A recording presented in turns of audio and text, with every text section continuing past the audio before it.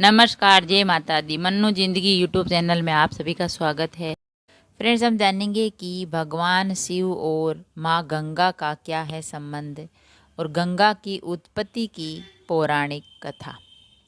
क्या है भगवान शिव और गंगा का संबंध? जानिए गंगा की उत्पत्ति की प्रामाणिक कथा कि माँ गंगा की उत्पत्ति कैसे हुई और भगवान शंकर और माँ गंगा का क्या संबंध है।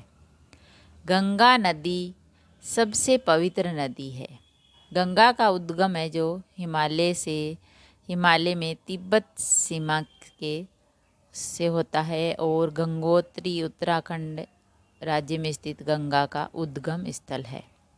सबसे पहले गंगा का अवतरण होने के कारण इस स्थान को गंगोत्री कहते हैं। उनका उद्गम 18 मील और ऊपर श्रीमुख नामक पर्वत से हो रहा। वहाँ गोमुख के आकार का एक कुंड है जिसमें से गंगा की धारा फूटी थी। गोमुख गंगा का उद्गम स्थल है। इस गोमुख कुंड में पानी हिमालय के और भी ऊंचाई वाले स्थानों से आता है और ये धाराएं बहती है। इससे 12 धाराएं बहती है। इसमें मंदाकिनी, भागीरथी, धौली गंगा, अलकनंदा, ये गंगा नदी की प्रधान शाखा भागीरथी है जो कुमाऊं में हिमालय के गोमुख नामक स्थान पर गंगोत्री हिमनद से निकलती है। ये गंगा जी को समर्पित एक मंदिर है। तो गंगा नदी का अवतरण की एक प्रामाणिक या पौराणिक कथा हम आपको सुनाते हैं कि किस प्रकार माँ गंगा यानी गंगा नदी का अवतरण हुआ था। गंगा माता की विभिन्न विभिन्न कथाएं भी हैं और गंगा देवी के पिता का नाम हिमालय है जो पार्वती के भी पिता हैं। जिसे राजा दक्ष की पुत्री माता सती ने हिमालय के यहाँ पार्वती के नाम से या पार्वती के रूप में जन्म लिया था, उसी तरह माता गंगा ने अपने दूसरे जन्म में ऋषि जनहू के यहाँ जन्म लिया था। और यही कहते हैं कि गंगा का जन्म ब्रह्मा के कमंडल से हुआ था। मतलब यानी कि गंगा नामक एक नदी का जन्म। एक अन्य कथा है भी, ब्रह्मा जी ने विष्णु जी के चरणों को आदर से धोया और उस जल को अपने कमंडल में एकत्रित कर लिया। भगवान विष्णु के अंगूठे से गंगा प्रकट हुई। उसे विष्णुपदी भी कहते हैं। और एक और कथा है जो गंगा पर्वतों के राजा हिमवान और उनकी पत्नी मीना की पुत्री है। इस प्रकार वे देवी पार्वती की बहन भी है और उन्हें ब्रह्मा के कुल को भी बताया गया है। ये तो सभी जानते हैं कि भगवान राम के पूर्वज इक्ष्वाकु वंशी राजा भागीरथ के प्रयासों से ही गंगा नदी स्वर्ग से धरती पर आई। लेकिन उन्हें स्वर्ग से धरती पर गंगा को लाने के लिए तपस्या करनी पड़ी। उनकी तपस्या से प्रसन्न होकर ब्रह्मा जी ने कहा, राजन, तुम गंगा का पृथ्वी पर अवतरण तो चाहते हो, परंतु क्या तुमने पृथ्वी से पूछा है कि वे गंगा के भार तथा वेग को संभाल पाएगी? मेरा विचार है गंगा के वेग को संभालने की शक्ति केवल भगवान शंकर में ही है।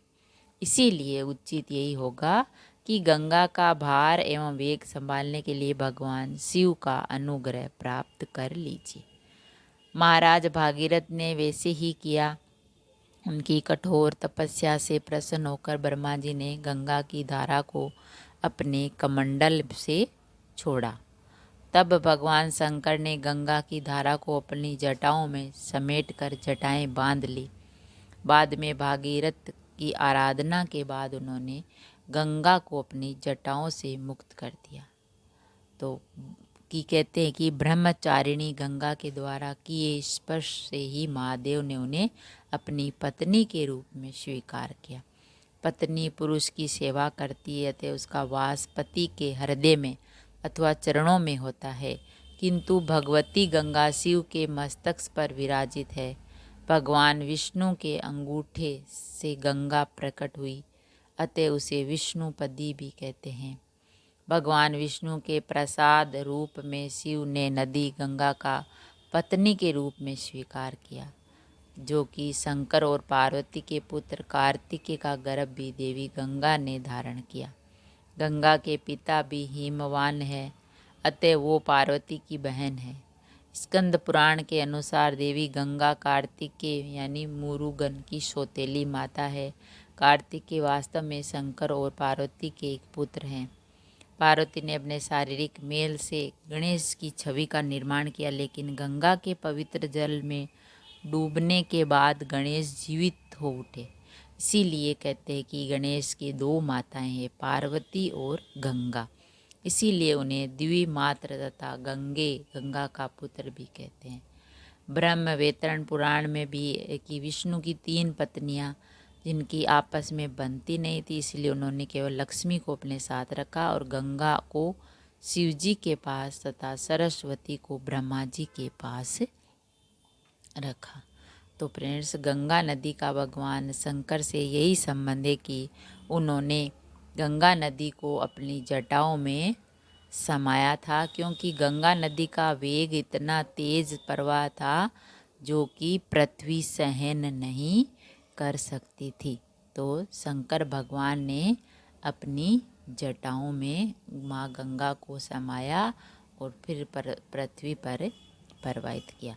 तो गंगा नदी पवित्र नदी है। गंगा नदी में नहाने से सारे पाप धुल जाते हैं और भगवान शंकर, भगवान विष्णु और ब्रह्मा विष्णु महेश सभी का आशीर्वाद मिलता है और हमारी मनोकामना पूरी होती है।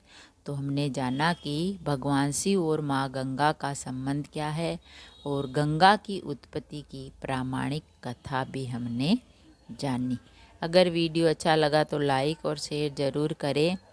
ऐसे ही और वीडियो देखने के लिए, जानने के लिए, सुनने के लिए चैनल को सब्सक्राइब करें। थैंक यू, धन्यवाद।